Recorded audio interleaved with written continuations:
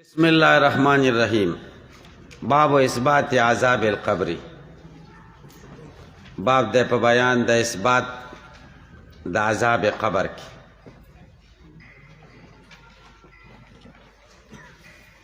تاسو باندې اعتراض وارد شي چې دی باب کی لکه څنګه چې د عذاب القبر متعلق احادیث ذکر کیږي همدغه شان د تنعیم فی القبر بارک محادث ذکر کیږي.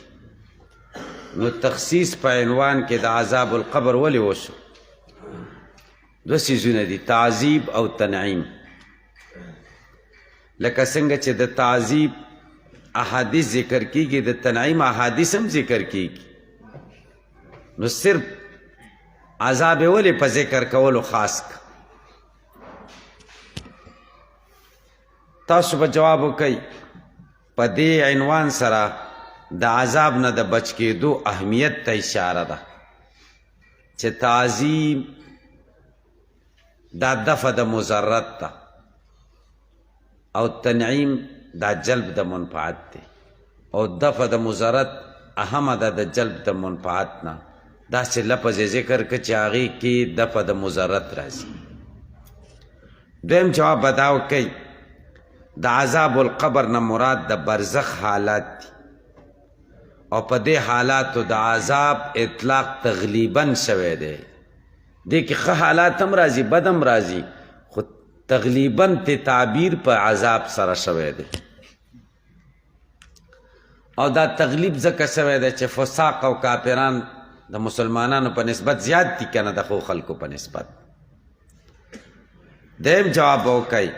قبر بذات خود د حول او د وحشت محل دی. نو هر چا د پاره پکې عذاب دی. نیک سړی چې ځان له ورشي که نه او تیاره پکې دستی کې وګوري بیا خو ورته رڼا شي نو هغه دستی کې خو ورته تکلیف شته که نه بچو نه جدا شي. څلورم جواب دا دی د منکر نکیر د ملاقات سره مسلمان هم ویریږي. دې لحاظ سره د ټولو دپاره تکلیف شه نو ځکه عذاب القبر عنوان کېښود. قبر کې به عذابي دا ډېر اوږد بحث دی خو مختصر تاسو ته یو څو خبرې کوم. قبر کې به عذابي د عذاب کیفیت به څنګه وي؟ دې باره کې شپږ مذهبونه دي. اول مذهب دا دی قبر کې راحت او تکلیف سوال وغیرہ اسم نشته. د دې وجې نه چې مړي کې حیات نشته او دا تعذیب او تنعیم او سوال وغیرہ دا په حیات مرتب دي. اله متحقق کیږي چې حیات دي نو مړي کې حیات نشته نو دا شیین هم نشته. تاسو پې پوه شئ. دا مسلک د خوارجو بعض معتزلو او د بعض مرجئو دی چې د هغې نه زرار ابن عمر او بشر مریسی هم دي د هغې هم دا مسلک. دویم مذهب دا دی قبر کې راحت او تکلیف صرف بدن ته حاصل دی د روح د دې سره هیڅ تعلق نشته. دا مذهب د محمد ابن جریر کرامی عبدالله ابن کرام ابو الحسین الصالحی دے. لیکن د روح د اتصال نه بغیر صرف د جسد د پاره تعذیب او تنعیم منل دا ډیر زیات حماقت. دی وجنا علامه خیالی وی جوز بعضهم تعذیب غیر الحی. بعضو خلکو جائز کړی دی تعذیب د غیر حی. ولا شک انه سفسطه شک نشته چې دا جهالت خبره ده او غلطه خبره ده. پوه شئ. دریم مذهب قبر کې راحت تکلیف صرف روح ته دی د جسد سره تعلق نشته. څلورم مذهب قبر او برزخ کې راحت او تکلیف روح مع البدن ته دی لیکن بدن عنصری ته نه دی بدن مثالی ته دی. دی بدن ته چې دا زمونږ او ستاسو کوم بدن دی دې ته هېڅ هم نشته. بل بدن به پیدا شي روح به هغې کې واچولی شي نو هغه روح او د دې هغه بدن ته به تکلیف هم او رحمزی به هم هغه کوي. دا مسلک د صوفیای کرامو دی د بعضو. دا هم خیالي خبره ده. ګناهونه چا کړي دي؟ بدن یې عنصري کړي دي او مزې به څوک کوي؟ بدن یې مثالي. تاسې په دې پوه شئ؟ او دا خو د خر په ځای کتې له داغ ورکول دي. تاسو په دې پوهېږئ؟ پنځم مسلک دا دی د نکیر او منکر سوال جواب په وخت کې روح کلیتاً بدن ته را نقل شي او د سوال او جواب نه بعد علیین یا سجین ته د حضرات انبیاء کرامو نه علاوه تمام ارواح منتقل شي او د بدن سره هیڅ قسمه تعلق نه. دا پنځم مذهب دی بعضې معتزلو. شپږم مسلک د اهل حق دی اهل سنت والجماعت. قبر او برزخ کې ثواب او عذاب جسم او روح دواړو ته دی او روح جسم طرف ته اعاده کیږي لیکن د دنیا په شان اعاده نه ده بلکې روح د بدن سره اتصال او تعلق قایمي. دا مذهب د جمهور اهل سنت دی او دا حق دی او متصور دی او دا تعلق د روح د بدن سره دا په مرتبه د لهب شرط شی کې دی. مونږ ته پته نشته کیفیت یې مونږ ته نه دی معلوم چې څنګه تعلق دی خو تعلق یې ورسره شته. څومره څنګه تعلق دی ورسره چې ادراک د تعظیم او د تنعیم دا جسد کوي. پې پوه شوئ؟ دا حق مسلک ځکه دی چې دلته په ګناهونو کې په اسبابو د عذاب القبر کې روح او بدن دواړه شریکو که صرف روح کړي دي که صرف بدن کړي دي دواړو کړي دي نو هلته به عذاب هم دواړو له ورکول کېږي که نعمت هم دواړو له به ورکول کېږي. تاسو په دې پوه شئ؟ د دې مثال دا دی چې یو باغ ته دوه تنان لاړ شي یو ړوند دي او یو شلي. شل ور رسېږي نه وړاندله میوې ښکارېږي نه دواړه اتفاق وکړي. ړوند ورته وایي دی شل زما په اوږه کښېنه وروچت به دې کم پخې پخې میوې به راکټ کړي او دواړه به وخورو شریک. همداسې وشي د ړوند په اوږو کښېني شل او ښې ښې میوې را کټ کړي او دواړه تقسیموي چې دې وخت کې مالک راشي دواړه ګیر کې لاس په لاس. تاسې په دې پوه شئ؟ اوس به څه کوي؟ دغه ته شل به ورته وایي زما څه ګناه ده ده په اوږو بار کړی هغه به یې عذر مني او ړوند به ورته وایي زما څه ګناه ده ما خو نه دي را کټ کړي دی مې په اوږو کښېنولی او کټ کېدل خو ده کړي دي. دواړه به تاوان به دواړو نه واخلي او جیل له به دواړه واچوي چې دواړه غله دي. تاسې په دې پوه شئ؟ ولې ځکه شریک دي پکې دواړه. دقه شان زمونږ بدن مرکب دی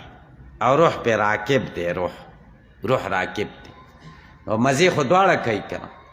د ګناه مزې او لذتونه دواړه کوي نو هلته چې عذاب ورکول کېږي دواړو ته به پې پوه شئ؟ او تکلیفونه هم دلته دواړه د ثوابونو ګټي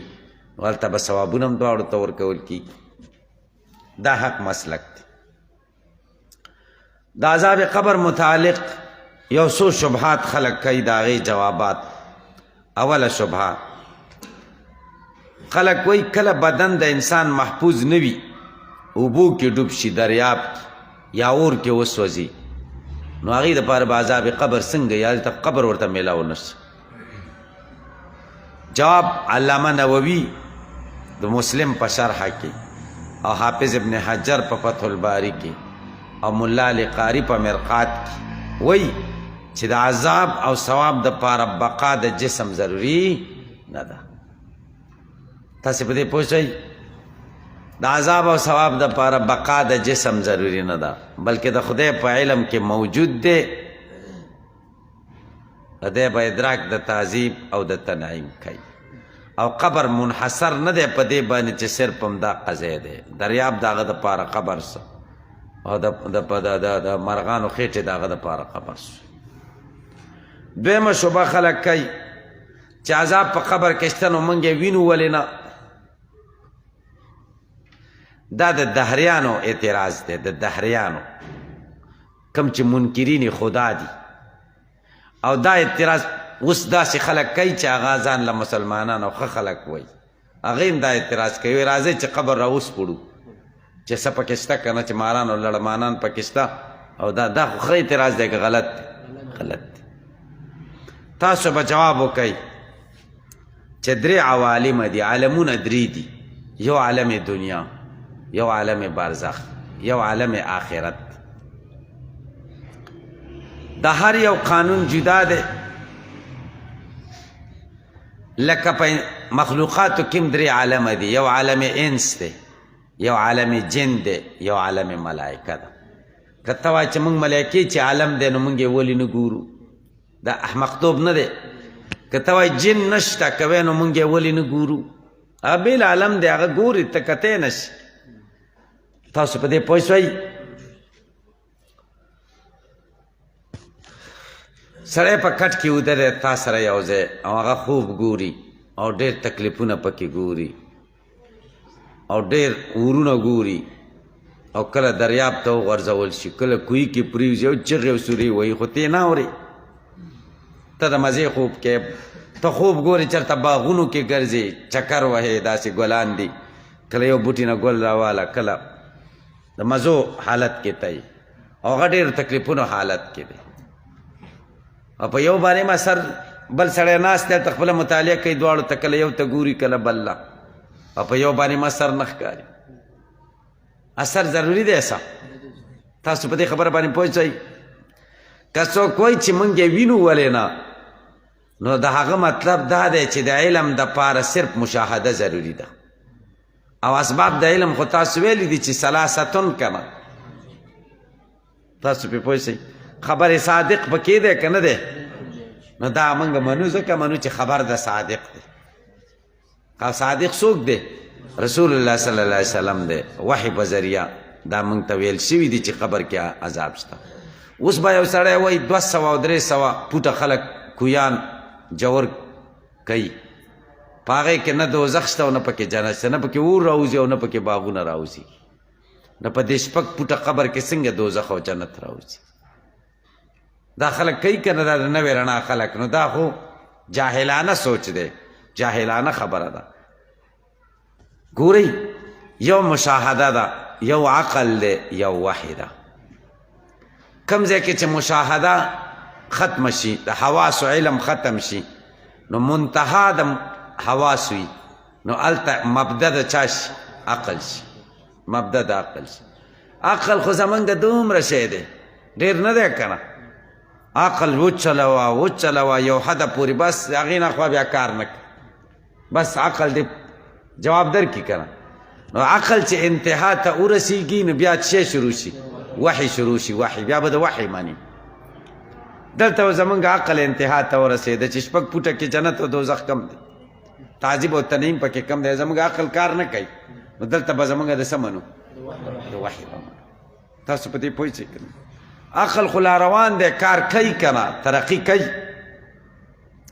تاسو په دې پوه شئ تقریبا 15 کاله مخکې په یو دغه کې ما کتلی و چې تر اوسه پورې د انسان د عقل یو ثلث استعمال شوی 2 ثلث لا پاتې چې نوره به څه ترقیانې راشي دا خو موږ له ډېره ترقي ښکاري چې دا ډېر هوښیار کار ما ته لږ متوجه شئ 15 کاله مخکې زمونږ طالبی ټیم کې که چا موږ له ویلي و چې داسې شی به راوځي ستا جیب کې به پروت یو د امریکې سره او د سعودي سره او د لرې لرې وطنونو سره به پې خبرې کې او تار به ورپسې نه انختی تار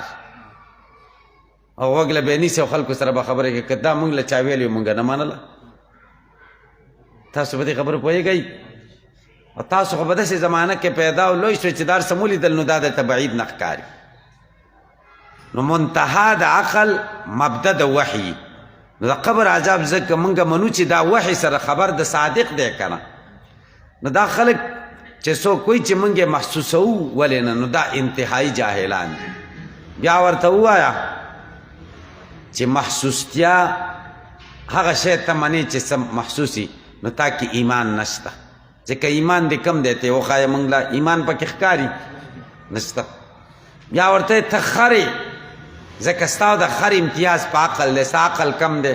عقل در کې نشته کوې نو موږ یې وینو ولې نه تاسو په دې خبرو باندې پوهېږئ؟ نو دا جاهلانه خبرې دي. درېیم اعتراض چې بیا د موږ نه پټ ولې دی، شته خو دی ځه خو پټ کړی د موږ نه ولې دی؟ جواب دا چې دا دې وجې نه پټ کړی دی چې ایمان بالغیب باقي شي. که ښکاره وی نو وروسته حدیثو کې راځي نبی کریم صلی الله علیه وسلم فرمایي زه چې د قبر په دې حالاتو څنګه پوهېږم که تاسو پوه شئ نو بیا به مړي نه ښخوئ. د وروسته حدیثو کې راځي بیا به مړي څوک نه ښخوئ. ښه د قبر عذاب شته خو قبر سله وایي قبر پیژنئ؟ قبر ابن منظور په لسان العرب کې وایي القبر مقر المیت. قبر هغه ځای ته وایي چې مړی کم ځای کې کیږي. مقبره موضع القبور جمعها مقابر جمع راځي. بیا وایي القبر مدفن الانسان، کم ځای کې چې انسان دفن شي هغې ته قبر وایي. و جمعه قبور.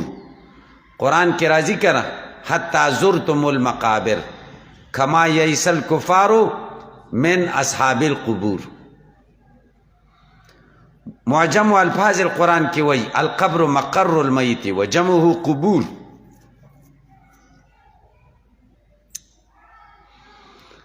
دا تزه کویم چې دا بعضې خلک چې د عذاب قبر نه انکار کوي داسې نه وایي چې قبر کې عذاب نشته، عذاب قبر موږ نه منو، صراحتا داسې نه وایي. وایي مړي ته عذاب ورکول کېږي خو په دې قبر کې نه، او دې قبر کې چې کوم جسد کېښودلی شو د دې جسد سره د روح تعلق نشته، داسې وایي. او دا قبر نه دی، قبر هغه دی چې کوم ځای کې روح دی چې سجین یا ایلیین دی. ایلیین او سجین ته قبر وایي. تاسو په دې پوه شئ؟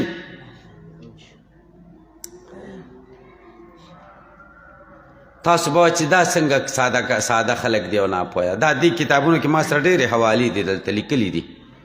د هغې په کتابونو کې چې هغوی وایي چې شرعي قبر هغه دی چې سجین کې دی،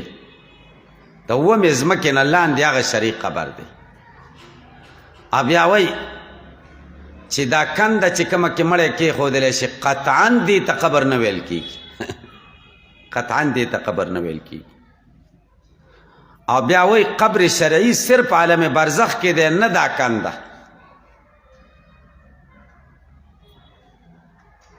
بیا وایي زمینی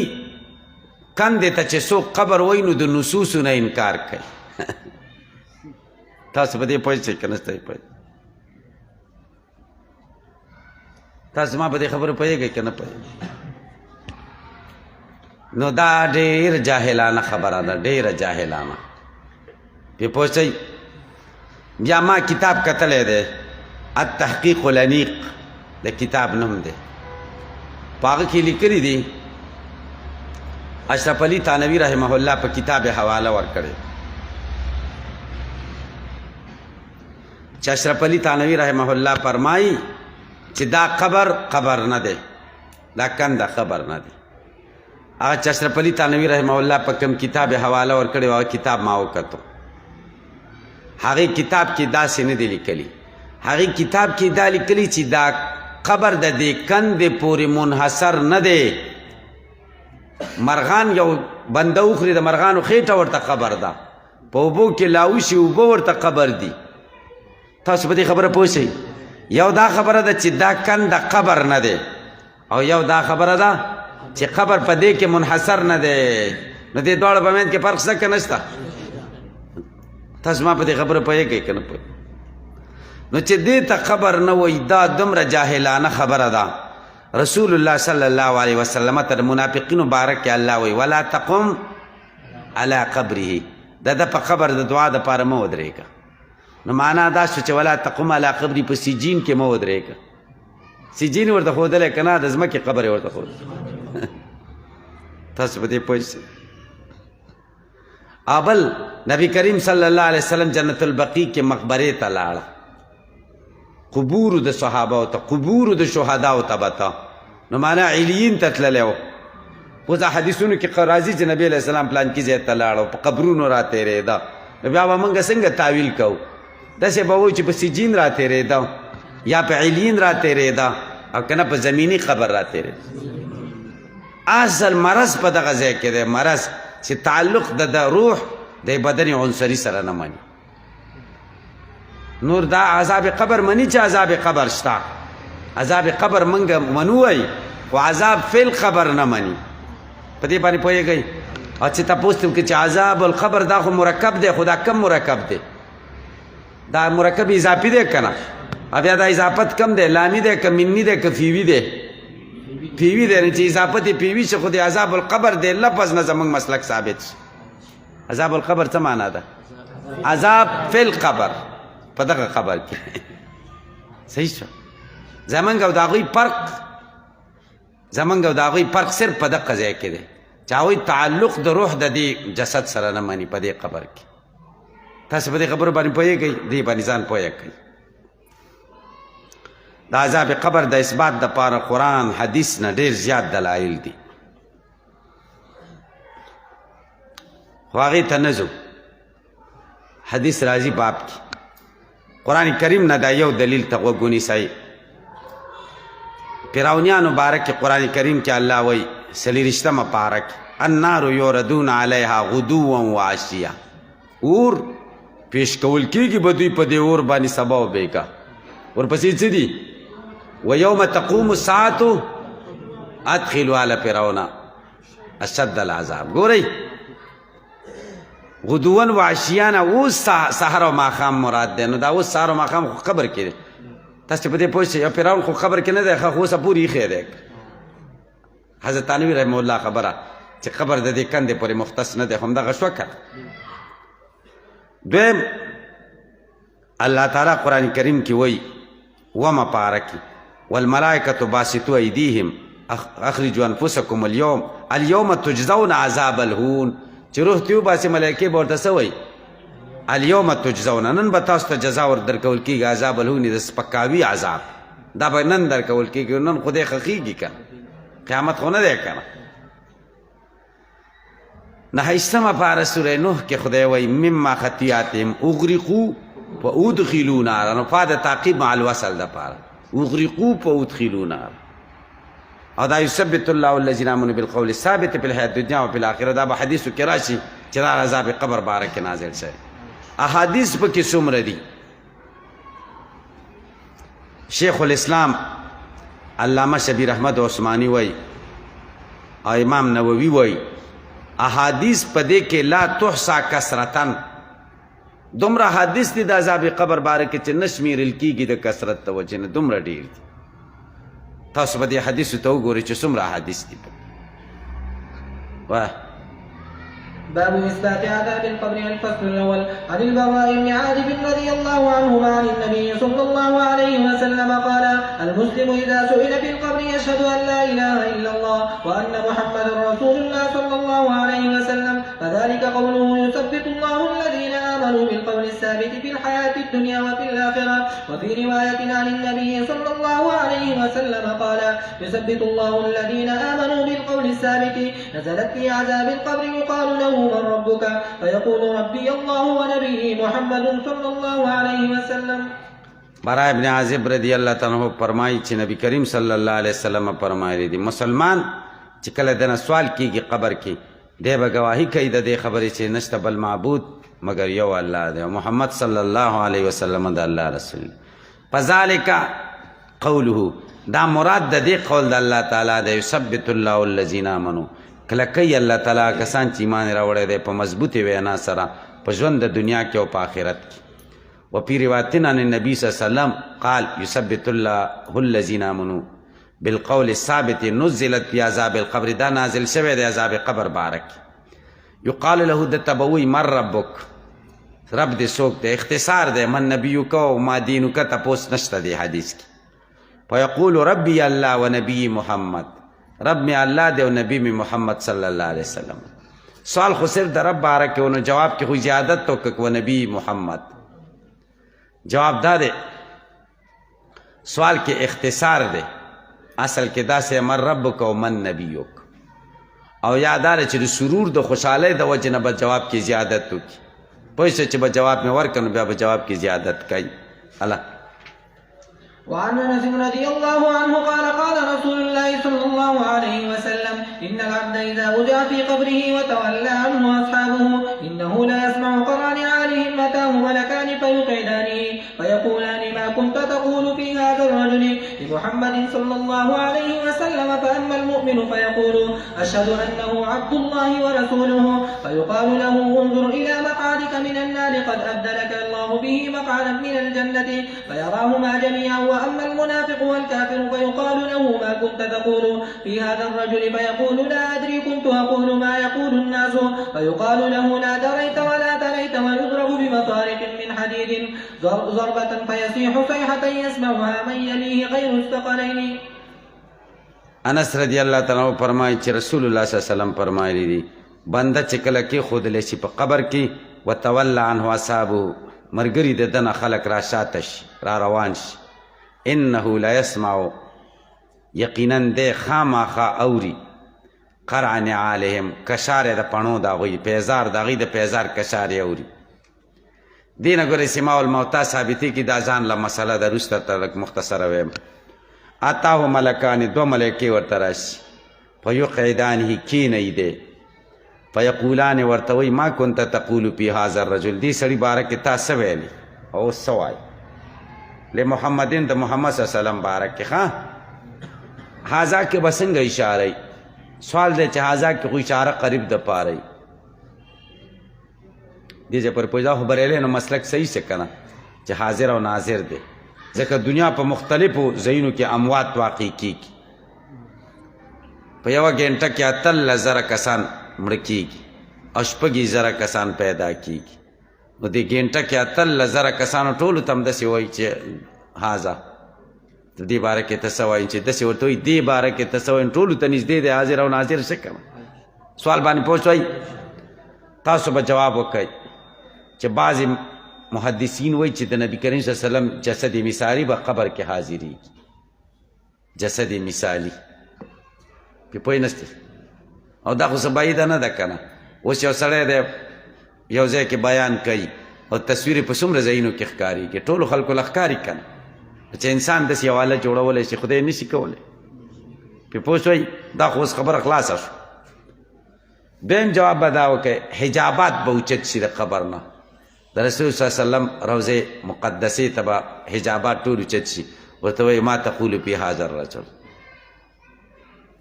لیکن محدثین د دې دوو جوابونو تضعیف کړی دی صحیح جواب دریم دی هغه دا ده چې اشاره به معروف په ذهن ته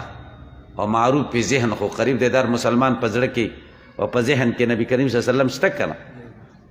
لکه تاسو دې کتابونو کې ویلي دي چې هاذا کې اشاره څه لئ ما حضره په ذهن المصنف که خطبه بعضې وایي خطبه الحاقیه ده او ابتدائیه ده او دا درو خبرې دي که الحاقیه شي او که ابتدائیه شي نو اشاره پکې چا ته ما حضره په ذهن المصنف ځکه که الحاقیه شي کتاب ته به پکې اشاره نو هاذا کې کوم کتاب ته اشاره کې دا خو زردانې چاپ شوي دي کوم یو ته پکې اشاره ده ما حضره پکې الحاقیه شي ما حضره په ذهن المصنف بل کتاب کې خو چې کوم دی نقوش دي که نه الفاظ هم نشته او معانی هم نشته او کتاب خو عبارت د الفاظ او معانیو نه دی که دلته هم دقه شان چل دی فأما المؤمن فيقول أشهد أنه عبد الله ورسوله فيقال له انظر إلى مقعدك وګوره ستا د اوسېدو ځای ته من النار د اور نه قد أبدلك الله به مقعدا من الجنة خدای بدل که تا ته په دې ځای د اوسېدو د جنت فيراهما جميعا دواړه ځایونه به وګوري واما المنافق والكافر فيقال له ورته وبل ما كنت تقول في هذا الرجل دې سړي باره کې تاسو ویلي فيقول لا ادري زه نه پوهېږم كنت اقول ما ویلي ما هغه څه یقولونه چې خلکو بس ویلي فیقال له لا دریت ولا تلیت نه پسه پوه شوي او نه دي سلیستی دا تلیت اصل کې تلو تره خو د دریت په مشاکلت کې تلیت ویل شوی دی ښه وبه وهلی شي په مطارق په ګروزونو من حدیدین د اوسپنو ضربتم داسې یو ګزار به ورکړی شي پیسې و چغې به کې صیحتن یوه چغه یسمعها چې اوري به من یلي غیر ثقلین صرف جن او انس به نه اوري زناور به اوري متفقون علی پې پوه شوې زناور به دا چغې اوري ګوره ما والد صاحب رحمه الله نه اورېدلي هغه به ویل یو ځای کې قبر مقبره وه او یو بابا زیارت و پکې خلکو به د غوا تش او دسماتی به چې بند شه نو دغه زیارت نه به تاو کړه نو بس ایسته تشې میتیازې به پرېښودې نو خلکو به هغه بابا ته شاشبند بابا ویلې شاشت پارسی کې میتیاز ورته وایي شاشبند دومره د اولیاء الله د بزرګانو ډېر نمونه داسې کېدي چې بېادبي پکې وشي تاسو په دې پوه شئ یو ځای کې موږ ووهلته یو زیارت و خیرن بابا به یې ورته ویل خدای شته دی چې داسې نوم و خیرن بابا او چلګزی بابا او نوګزی بابا چې قبر لی ورشي ټول یو دوه ګز هم نه او نوم یې پې څه ایښی نوګزی او چلګزی او دا چې ده که نه دا ټوله بېادبي ده او دی بریلی نو پې دا دغه اچولي که نه دا شنه شنه رومالونه پې اچولي او پیسې یې پې و بتی متی پې لګولي یو ډیوي او نو دا چل دی چې غیر ثقلین اوري غیر ثقلینو کې غواګانې هم راځي که نه راځي نو اصل کې حافظ ابن کثیر رحمه الله البدایه والنهایه کې دا خبره ذکر کړې دا ذهن کې کېنوئ چې عراق کې یو مقبره وه او هغې سره به غواګانې نږدې شوي نو میتیازې به ترې بهېدې وجه یې څه وه د ویرې نه به بهېدې د ویرې نه نو د خلکو خو دا عقیده جوړه شوې وه چې دا میتیازې کولاوی څوک بابا یې کولاوی موږ وایي بابا دی له نه دی اوزګار تاسې پې پوه شئ دا خو ډاکټرانو کار دی د حیواناتو خپل خپل ډاکټران بابا دی له اوزګار دی چې غواګانو له به میتیازې کولاوی دا خو بېادبي ده که نه نه د ویرې نه یې کولاو شي هلته مقبرې ته چغې واوري که نه نو بس داسې چل وشي ځکه جن او انس یې نه اوري که نه وروسته حدیث راځي سماع موتا مسله نه کوم خو دومره به ووایم چې سماع موتا د دین د ضروریاتو نه ده د منلو او د نه منلو والای کافر او د مسلمان د منونکي ته کافر یا نه منونکي ته کافر نه ویل کېږي دا د کفر او د اسلام معیار نه دی چې موږ یې په دې مسله باندې قایم کړو په دې خو تاسو پوهیږئ که نه دویم دا دی چې د سلفو نه صحابو نه په دې کې اختلاف را روان دی سلفو نه نو کوم څیز کې چې د صحابو نه اختلاف روان وي هغه دارومدار د کفر او د ایماني نه وي تاسو په دې پوه شئ خو دا هم زده کوئ چې جمهور صحابه کرام عمر رضی الله تعالی عنہ عبدالله ابن عمر رضی الله تعالی عنہ ابن مسعود رضی الله تعالی عنہ جمهور ائمه کرام محدثین عظام او اکثر علماء دیوبند د سماع الموتا قائل دي په دې پوه شئ او حضرت عائشہ رضی الله تعالی عنها قتاده ابن الحمام هغوی اصل کې د نفي د سماع قائل دي مگر هغه ځایونه چې په نصوصو کې ثابت دي د هغې قایل دي منصوصي ځایونه دریم مسلک شیخ الاسلام علامه شبیر احمد عثمانی او صاحب د روح المعانی اللوسی او شان ورشا کشمیری رحمه الله د دوی ډېر د اعتدال او د انصاف مسلک دی په دې مسله کې دوی وایي جزئی اجمالی لازما ثابته ده بمشیت الهی څومره ښایسته خبره ده جزئی اجمالی لازما ثابته ده بمشیت الهی د خدای په مشیت باندې پې پوه شئ خو دا هم زده کوئ د حضرات انبیا علیهم السلام نه علاوه د عام مړو د سماع مسله د حضراتو صحابه کرامو د زمانې نه مختلف فیها ده د انبیا علیهم السلام په سماع کې د سلفو په منځ کې هېڅ اختلاف نشته دې باندې پوه شئ اوس خو د پیغمبرانو سماع هم نه مني د عامو مړو باره کې مفتی رشید احمد گنگوهی رحمه الله فتاوی رشیدیه کې وایي د سماع موتا مسله د صحابه کرامو نه اختلافي را روانه ده دا د اعتقادات ضروریو نه ده چې د هغې په نفي او اثبات د کفر او اسلام او یا د فرقه ناجیه او فرقه ضاله دارومداري بلکې دا یو علمي او تحقیقي بحث دی کوم کې چې د تحقیق او د بحث گنجایش شته تاسو په دې خبره باندې پوه شئ نو دا به دارومدار د کفر او د اسلام دی دا خلک را لګېدلي دي زمونږ په دې دواړو ډلو کې ناانصافي ده څوک د سلبي کلي قایله دي او څوک د ایجابي کلي قایله دي څوک وایي هیڅ یو مړی په هیڅ یو وخت کې د هیڅ چا خبره نه اوري څوک داسې وایي دا سلبي سالبه کلیه شوه او دې طرف ته بریلین څه وایي هر مړی په هر وخت کې هره خبره د هر چا اوري موږ وایي دا دواړه خبرې غلطي دي بلکې اصل انصاف مسلک د ایجاب جزئی دی فی الجمله تاسو په فیض الباری کې بیا وګورئ شان ورشاه کشمیری فی الجمله لفظ استعمال کړی دی او په فی الجمله بالجمله خو پوهیږئ که نه مدار د بالجمله چې کوم دی ایجابي کلی دی ټول په ټوله او فی الجمله څه معنا ده سناسه فی الجمله سناسه نو دارومدار د فی الجمله ایجابي جزئی دی نه موږ وایي بعضې مړي په بعضې اوقاتو کې د بعضې خلکو خبرې اوري دا څومره د انصاف خبره ده زموږ د کابرینو دقه مسلک بعضې مړي په بعضې اوقاتو کې د بعضې خلکو خبرې اوري تاسې په دې کې منسوسي څیزونه پکې رالګ کړه دوی وایي یو هیڅ مړی په هیڅ وخت کې د هیڅ چا خبره نه اوري دا سالبه کلیه شوه او تاسې ویلي چې نقیص د سالبې کلیې موجبه جزیه وي نو بیا چې ورته دا حدیث پیش کېږي انه لا یسمع قران علیهم تاسې په دې پوه شئ نو مولانا محمد طاهر رحمه الله په خپل کتاب کې لیکلي دي ما کتلی دي هغه وایي وذلک فی اول الوضع وایي دا خو د اول وضع خبرې د اول وضع کې خو یې اوري وروسته یې نه اوري نو اول وضع کې مړی دی که نه دی مړی که مړی نه وي نو دا جنازه هم فیصله وکړه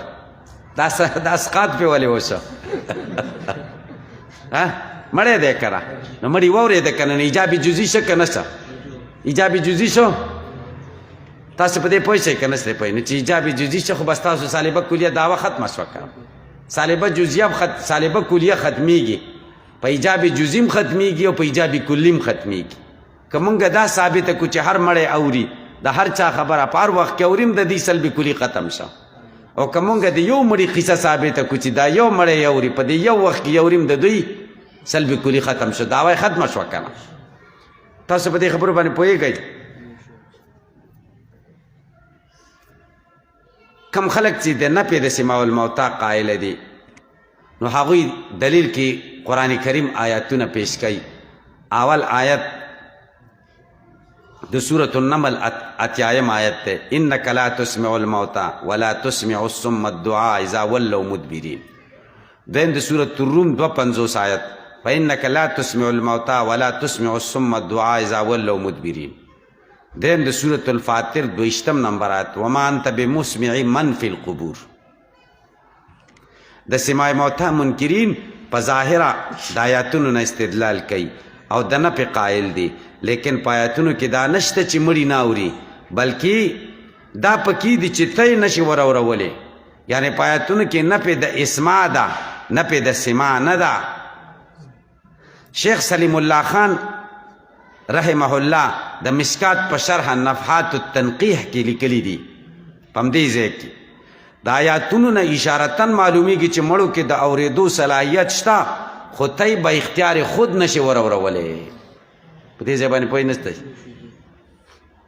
شان ورشاه کشمیری رحمه الله فیض الباری کې وایي د بخاري شرح کتاب الجنائز آیت د اسماع په نفي دال دی نه د سماع او اختلاف په سماع کې دی نه په اسماع کې نو وایي آیاتونه په نفي د سماع کې پیش کول درست نه دي دې خبره باندې پوه نشته تاسو د آیاتونو کې د سماع الموتا مسله سره نشته د اسماع الموتا مسله ده پکې او د اسماع خو موږ هم د نفي قایل یو چې اسماع خو به اختیار خود څوک نشي کولی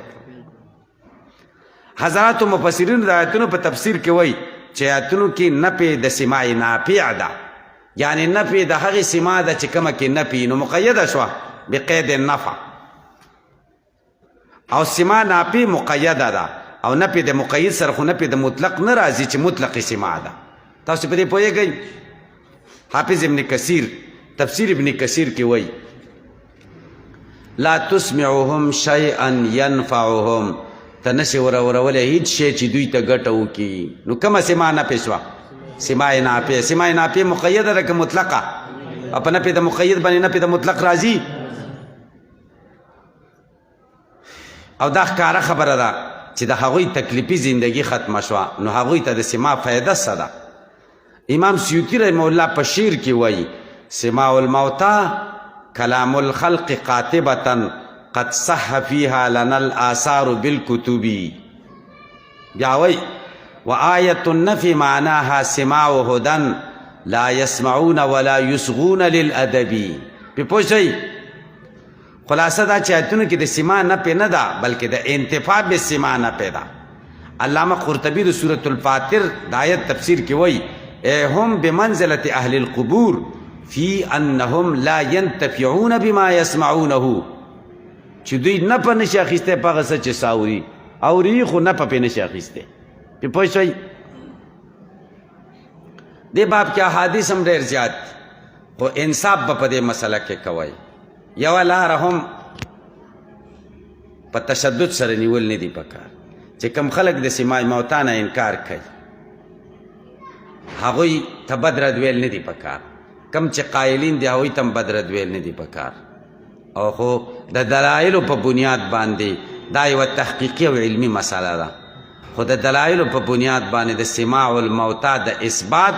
مسلک قوي دی د نفی نه. دا انصاف خبره ده. دې وجې نه محدثینو حضراتو دا خوښه کړې ده په چا باندې د علم حدیث غلبه د علم روایت الحدیث درایت الحدیث هغه د سماع الموتا قایل. تاسې په دې پوه زمونږ اکابرین اکثره داسې دي، ډېر داسې اکابرین زمونږ تېر شوي چې هغه د سماع الموتا قایلان نه وو، خو سماع الموتا منل دا د شرک دروازه ګڼل دا نا انصافي ده. ځکه که دا شرک شي د دې خو ډېر خلک قایله وو، ډېر لوی لوی شخصیتونه د سماع الموتا قایله دي. تاسو په دې خبره باندې پوه شئ نو دا حدیث د سماع الموتا دلیل دی. وایه ورپسې وعن عبد الله بن عمر رضي الله عنهما قال قال رسول الله صلى الله عليه وسلم إن أحدكم إذا مات ولد عليه مقعده بالغداة والعشي إن كان من أهل الجنة فمن أهل الجنة وإن كان من أهل النار فمن أهل النار فيقال هذا مقعدك حتى يبعثك الله إليه يوم القيامة. عبد الله بن عمر رضی الله عنه فرمایي چې رسول الله صلی الله علیه وسلم فرمایي دي چې یو ستاسو چې کله مړ شي پیش بکړی شي په ده باندې ځای د اوسېدو سحر او ماښام که چېرته دا مړی د جنتیانو وي په من اهل الجنه معنا په مقعده من اهل الجنه نو جزا به جمله شي که نه. وان کانه که چېرته دا مړی من اهل النار د دوزخیانو نه په من اهل النار په مقعده من اهل النار ویقال ورته وویل چې هذا دا څه چې په تا پیش کېږي مقعدک دا ستا ځای د اوسېدو دی حتى يبعثك الله إليه يوم القيامة. متفق عليه. الله. وعن عائشة رضي الله عنها أن يهودية دخلت عليها فذكرت عذاب القبر فقالت لها أعاذك الله من عذاب القبر. عائشة رضي الله عنها فرمایي چې یهودي ښځه راغله دې ته او عذاب قبر ورته ذکر کړه. فقالت لها أعاذك الله من عذاب القبر، خدای دې د عذاب قبر نه وساته. فسالت عائشة رسول الله صلی الله علیه وسلم، عائشې د نبي علیه السلام نه تپوس وکړه د عذاب قبر باره کې. فقال نعم عذاب القبر حق. قالت عائشة فما رأيت رسول الله صلی الله علیه وسلم، ما نبی علیہ السلام نه دی لیدلی بعد پس زما د تپوس نه صلی صلاتن چې یو مونځ کړی الا تعوذ بالله من عذاب القبر مګر د عذاب قبر نه به پناه غوښته. الله. وعن زيد بن ثابت رضي الله عنه قال بينها رسول الله صلى الله عليه وسلم في حائط لبني النجار على بغلة له ونحن معه إذا حادت به فكادت تلقيه. نبی علیہ السلام په یو باغ کې د بني نجارو روانو په قچره چې د ده او موږ هم ورسره و اذ حادت به چې خپه وښویېدله د دې قچرې فکادت تلقي قریبه ده چې رسول الله صلی الله علیه وسلم غورځولی وی. وإذا أقبر ستة أو خمسة شپږ قبرونه یا پنځه. فقال من يعرف أصحاب هذه الأقبر، د دې قبرونو خاوندان څوک پیژني؟ قال رجل أنا زه پیژنم. قال فمتى ماتوا کله مړه شوي دي؟ قالوا قال په شرک کې مړه شوي دي. فقال ان هذه الامه دا امت تبتلى في قبورها په دې باندې امتحان راځي په قبرونو کې. فلولا الله تدافنوا کچره دا ویره نه وي چې تاسو به مړي نه خخوي لدعوت لما به دعا کړې وې د الله نه ان يسمعكم من عذاب القبر چې تاسو درورولې وې د عذاب قبر نه الذي غس اسمع منه جزاء ساورم. ثم اقبل علينا بوجهه فقال تعوذوا بالله من عذاب النار، پناه غواړئ په الله سره د عذاب د اور نه. قالوا نعوذ بالله من عذاب النار. قال تعوذوا بالله من عذاب القبر. قالوا نعوذ بالله من عذاب القبر. قال تعوذ بالله من الفتن ما ظهر منها وما بطن. قالوا نعوذ بالله من الفتن ما ظهر منها وما بطن. قال تعوذ بالله من فتنة الدجال. قالوا نعوذ بالله من فتنة الدجال. د دجال د فتنې نه مونږ چې کوم دی دا دغه غواړو پناه. بس